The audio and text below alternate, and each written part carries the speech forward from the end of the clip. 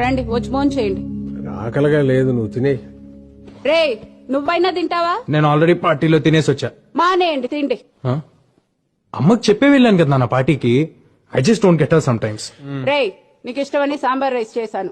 ఆకలి లేకపోయినా తిను, యాషాలేమాక. అమ్మ నాకు అసలు అర్థం కాదు నాన్న.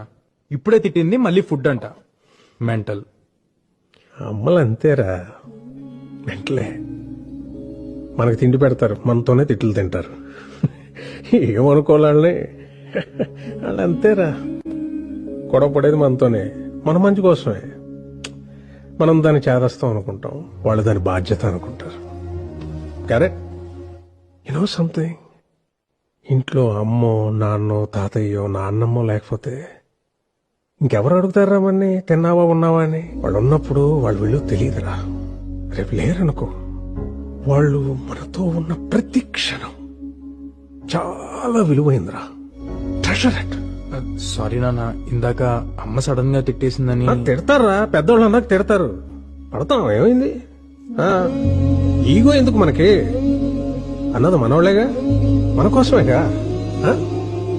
వాళ్ళు ఉన్నంత వరకేరా మన చిన్న పిల్లలు. వాళ్ళు పోతే మన బాల్యం కూడా వాళ్ళతో తీసుకుపోతారా.